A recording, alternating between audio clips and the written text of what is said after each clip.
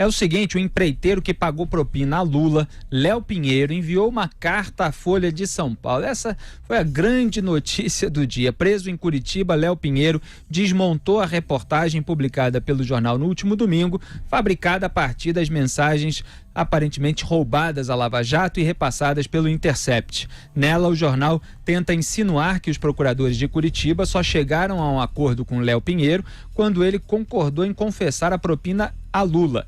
Léo Pinheiro ainda conta que a propina da OAS para o PT foi avalizada por Lula e que foi fruto de contratos da empreiteira com a Petrobras. Além disso, ele reafirmou o pagamento de propinas ao ex-presidente e que descontou dessa propina os valores pagos no triplex e no sítio de Atibaia.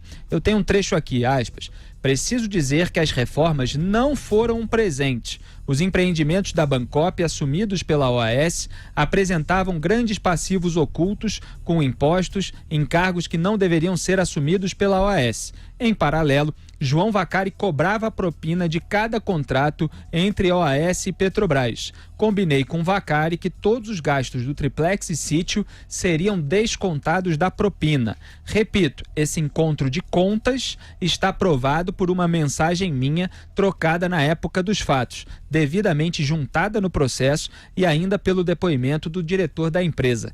Fecho aspas. Lembrando que João Vacari Neto era tesoureiro do PT, está preso até hoje pelo envolvimento no Petrolão. E também, aspas, afirmei ainda que os valores gastos pela OAS foram devidamente contabilizados e descontados da propina devida pela empresa ao Partido dos Trabalhadores, em obras da Petrobras, tudo com anuência do seu maior líder partidário. Isso é uma referência clara ao Lula. A conta corrente com o PT chegou a aproximadamente 80 milhões de reais. Por isso, havia um obrigatório encontro de contas com o senhor João Vacari. O meu interrogatório foi confirmado por provas robustas que o Poder Judiciário, em 3 instâncias, entendeu como material probatório consistente para a condenação de todos os envolvidos. Fecho aspas, então, para o Léo Pinheiro, nessa carta escrita à Folha de São Paulo, que havia publicado aquela matéria sobre a desconfiança da Lava Jato em relação ao Léo Pinheiro, na época que ele ainda era um potencial delator. Quer dizer, a desconfiança em relação a um potencial delator só indica o ceticismo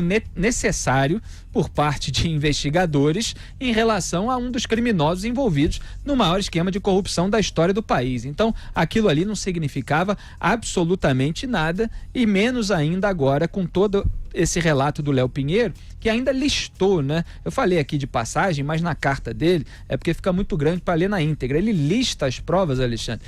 Documentos que indicam a propriedade do triplex, são documentos internos da OAS, encontros marcados na agenda do celular com o Lula, com o João Vacari, com o Paulo Camoto, então presidente do Instituto Lula. Enfim, são várias documentações e ainda os testemunhos de todos aqueles que trabalharam nas obras, tanto do triplex quanto do sítio de Atibaia, alguns dos quais nem sequer tinham relação com a empreiteira OAS. Então, quer dizer, foi desmoralizada essa tese relativa aí ao Léo Pinheiro. Exatamente, quer dizer, a gente aqui, tanto no Pingo nos Is, como lá no meu programa, no 3 em 1, eu tô desde o primeiro dia, os arquivos estão lá, não dando crédito a esses vazamentos do Intercept, que eu costumo chamar de interprete, né? Porque você não sabe o que eles estão interpretando, né? Do que eles estão publicando. É o La Garantia Sodio, né? Você tem que acreditar na palavra do sujeito que está publicando, mas não pode ser periciado. Ninguém pode ter somente uma perícia externa que tenha reconhecimento do judiciário, não pode ver, porque a desculpa que estamos preservando a fonte, quer dizer, tudo muito frágil, tudo muito estranho. Sempre apresentando a conclusão antes de mostrar uma evidência que a sustente. E nesse final de semana ainda tivemos aquele caso ridículo do Ângelo que não é Ângelo, a Monique que não é Monique. Aí começaram essas trapalhadas todas. E vamos lembrar também que quando se cobrava desse pessoal do Interprete para que eles soltassem tudo que eles têm na mão, o próprio ministro Sérgio Moro, diga-se, falou que por ele que se mostrasse tudo. Ele falou que não tinha medo das revelações, que era para se mostrar, mas o pessoal... No Senado e na Câmara. No Senado e na Câmara, e o pessoal dizia o seguinte: não, peraí, nós estamos analisando com calma o material para não mostrar fofoca, para não mostrar coisa que não é de interesse público, e é o que está acontecendo agora. Eles agora, o que era desculpa para não mostrar tudo, é o que está acontecendo. Estão mostrando conversas internas, que seria evidentemente classificável como fofoca de uma conversa totalmente normal entre investigadores, entre procuradores que estão sendo céticos e desconfiados em relação ao que diz criminosos, investigados, gente que está em processo de negociação de lação premiada. O que nós queremos, e ainda bem que nós temos, é investigadores e procuradores desconfiados. A última coisa que eu quero é gente crédula nesse tipo de posição, acreditando no valor de face do que fala criminoso, presidiário, investigado. Quero mais é que eles sejam muito desconfiados mesmo.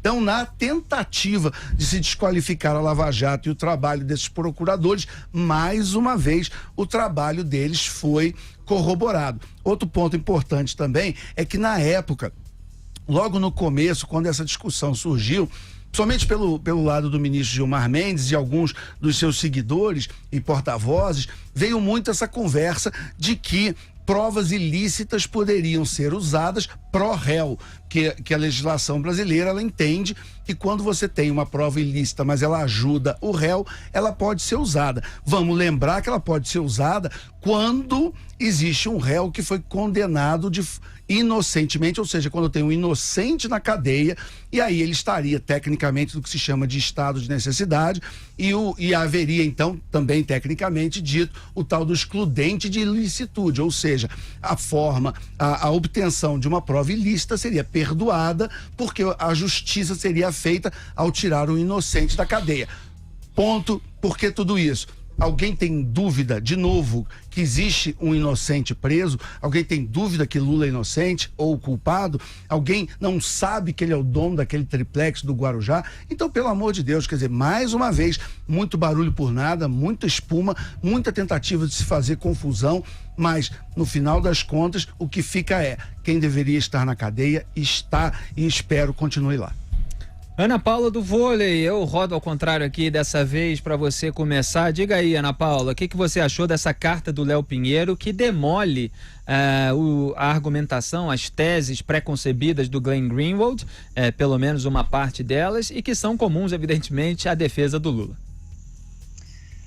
Felipe, como eu disse aqui já anteriormente, os últimos eventos no Brasil têm me dado muita dor de cabeça aqui nos Estados Unidos para eu poder explicar, né? E a carta de hoje não é diferente. Aqui nos Estados Unidos, para quem não acompanhou as minhas declarações em outros pingos, o Glenn Greenwald ele é unanimidade, ele é detestado por republicanos, por democratas, se juntou com uma turma aí bem esquisita do Edward Snowden, que publicaram informações, algumas sigilosas de segurança nacional, outras duvidosas, outras editadas. Então parece que é um modus operandi aí do Glenn, e essa carta de hoje... acho que ela vem numa hora que ele está tentando, a gente vê até pelas redes sociais dele, que ele está tentando ainda alimentar essa narrativa de que ele tem uma bomba e de que é de interesse público essa bomba, e essa bomba nunca chega. Então, a bomba que nunca chegou, que está só na faísca há algumas semanas, hoje tomou mais um balde de água fria. Guzo, o que a carta do Léo Pinheiro mostra, e a gente tem tocado muito nessa tecla aqui em Os Pingos nos Is, é que as provas contra o Lula, elas existem e elas permanecem inalteradas, independentemente de todos os supostos diálogos divulgados pelo site do Glenn. Com certeza. Esses diálogos estão sendo divulgados aí há um tempão, e até agora eles só geraram, como o resultado, de que uma convicção cada vez maior nas provas que foram obtidas contra ele e aqueles outros. Queria observar, primeiro para o Alexandre, que aí fazer aí uma homenagem a você, de logo no começo, ter dito, isso aqui é fajuto, isso aqui é mentira. Olha, porque nos primeiros dias, naquelas primeiras horas, Alexandre, eu ouvi de gente importantíssima que estava acontecendo uma coisa, Felipe, gravíssima, né? Acabou a Lava Jato, o Moro, eu achava que ele ia ser demitido dali 15 minutos. E eu acho muito bacana você, logo de cara, ter dito: isso daqui é uma palhaçada, o que não é palhaçada é mentira, o que não é mentira é burrice. E também observando aí, Felipe, que eu, de novo, na minha crescente desentendimento das coisas, como você falou, peraí, no caso do Léo Pinheiro, o tal Greenwald, sei lá o que, Verdevaldo, né? Ele diz assim, nessas últimas fitas, os promotores mostraram uma desconfiança em relação à veracidade do que ele disse. E você diz: caramba, mas isso daí eu acho uma coisa ótima. E o Alexandre confirmou. Agora, isso eu não entendo. Ou eu sou muito burro, ou o Verdevaldo é muito burro. Um dos dois. Talvez seja eu. Agora, a realidade está mostrando que é ele. Eu nunca vi uma operação Tabajara desse tamanho. A cada dia que passa, fica mais claro que é só um pedaço da imprensa que leva isso a sério.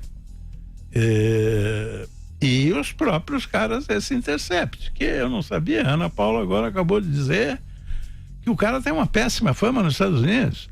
Ele só é levado a sério no Senado brasileiro, na Câmara, né, brasileira. E na nossa imprensa, que faz pactos com ele, né, para publicar as coisas.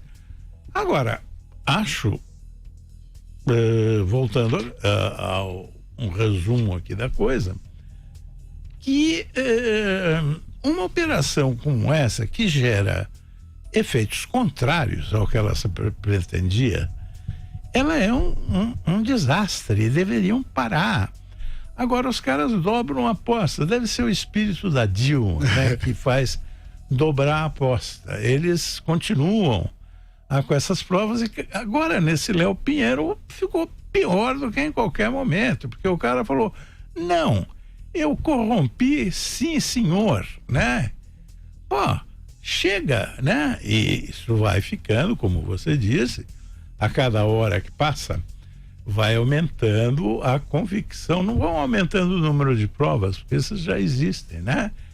Mas é uma tonelada de provas que está lá, que passaram em 3 instâncias, enfrentaram mais de 100 recursos por parte da defesa do Lula, e estão comprovadas. Então você, a essa altura, dizer que o Sérgio Moro acabou, que ele foi parcial e que há inocentes presos, é um disparate completo. Não há um único inocente preso, não apareceu um inocente até agora e não vai aparecer, tá? Então, essa carta, eu não vou falar em pá de cal, porque eles vão continuar. Amanhã vem uma outra informação qualquer que vai ser desmentida, e no caso desse Léo Pinheiro é um dos piores desastres até agora, porque esse é o cara cujo depoimento finalmente botou o Lula na cadeia. Ele falou: não senhor, eu dei o dinheiro, a Odebrecht deu o dinheiro para comprar o cara, pronto. É esse que ele falou. A OAS no caso, né? A OAS. Não, mas são tantas, a gente confunde sempre, são vários casos. A Odebrecht tem é no terreno, sítio, né? exatamente. Isso. A Odebrecht é o próximo. E a Odebrecht e a OAS fizeram reformas também no mesmo lugar. Então, isso não está produzindo resultado nenhum. Agora, se não está produzindo resultado nenhum, um sujeito absolutamente desmoralizado como esse, eu volto a dizer, eu não entendo porque o destaque disso. Isso só está fazendo o seguinte, deixando claro que o Sérgio Moro, ele ganhou essa briga. Ele ganhou de 7-1, não é 7-0. As pessoas ainda querem achar que não, que ele está ameaçando, que ele vai cair, posição enfraquecida. Ó, para! 5 minutos, ele ganhou, isso os outros perderam, né? Agora, eu tenho uma observação que é muito engraçada, Alexandre, como eles são capazes de, em determinado momento, alegar alguma coisa em seu próprio benefício e, passado aquele momento, alegar exatamente o contrário. Então, quando os delatores estavam lá entregando os criminosos envolvidos no Petrolão, era assim: não, é preciso desconfiar dos delatores, delação não é prova, é preciso ter outras provas, é um ponto de partida para a investigação e tal. Aí agora é assim: olha, Lava Jato desconfiava do delator. Ué, mas não é exatamente isso? E, na verdade, nos dois momentos, eles estavam omitindo informações ou estavam errados, né? Porque lá atrás, ninguém estava levando em consideração apenas a delação. Sim. Havia toda outro material probatório, né? Conjunto probatório, como eles chamam, que eles fingiam que não existiam, embora a gente mostrasse os documentos, a lista de propina, etc. E agora eles fingem também que não havia outro material probatório e que aquela desconfiança não era simplesmente uma desconfiança inicial, porque depois aquilo que o Léo Pinheiro passou a falar condizia justamente com o material probatório que, como ele próprio apontou na carta, em boa parte já existia antes de ele começar a falar. Então ele praticamente foi obrigado a admitir aquilo que as provas já estavam mostrando que eram verdade. Exatamente. Bom, primeiro queria agradecer a referência do mestre Guzzo, muito obrigado. É que, na verdade, essa posição que a gente tem e vários de nós tiveram no começo, quando essas informações começaram a aparecer... Sim, perdão, foi mais gente. Estivemos do lado dos céticos. É uma posição difícil porque, fazendo uma comparação, é aquela hora de você ser o motorista da rodada. Quando você sai com os amigos e todo mundo vai encher a cara e você é o sujeito que tem que ficar sóbrio e não beber porque alguém tem que dirigir o carro na volta, né? Então, assim, na hora que você tá ali no bar e tá todo mundo bebendo, se divertindo, e você é o único que tá sóbrio, é chato, né? Porque você queria estar ali bebendo com todo mundo, tá todo mundo festejando. Mas também, depois, quando termina e você pega o carro, deixa todo mundo em casa, e no dia seguinte você é o único que acorda sem ressaca, você se lembra que pelo menos, né? Enquanto tá todo mundo hoje botando gelo na cabeça, tomando sal de fruta, você pelo menos você fala, olha, pelo menos eu não tô com ressaca porque eu não caí na conversa do Verdevaldo e nessa história toda que era esquisita realmente desde o começo, era tudo muito estranho, a maneira como era divulgada, a impossibilidade de checagem das fontes primárias, das perícias, era tudo muito estranho, mas evidentemente havia gente querendo acreditar, né? Claro, e agora o que acontece é que a cada dia fica pior, porque agora com essas, eu não sei qual é que vai ser a próxima revelação bombástica. Isso. Mas bombástica entre aspas, né? Exatamente. Há informações de bastidor que amanhã vai sair alguma coisa. Exatamente. Nos veículos associados ao Intercept. Exato, e vai ser um nada, isso vai estar na mídia e unicamente na mídia. Porque o Sérgio Moro, olha aqui, isso só desde o começo também eu tenho dito, nossa operação só pode ser bem sucedida se acontecerem três coisas. O Sérgio Moro pedir demissão, né? Confrontado por esses graves irregularidades que ele teria cometido, ele pediu demissão. Ou o presidente Bolsonaro demite o Sérgio Moro. E 3, acaba a Lava Jato. Olha, melou tudo, com essa coisa não pode investigar mais nada, fim de papo. Só se acontecessem essas 3 coisas, esse negócio teria sucesso. Agora aconteceu o contrário das 3 coisas, então isso é um fracasso. Como eu digo, é uma das maiores operações tabajaras que eu já vi. E uma coisa de uma burrice que realmente me espanta, Felipe, né? O cara, eu começo a desconfiar que esse Verdevaldo, você é um idiota, porque ele piora, a causa dele a cada vez. Alguém precisa dizer para ele, espera, não sei, tenta outra coisa.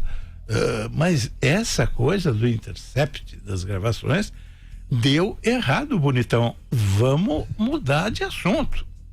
Mas não é o que está acontecendo. Exatamente. É bom deixar claro, assim, pelo menos na minha visão, que não saiu nenhuma ilicitude até agora.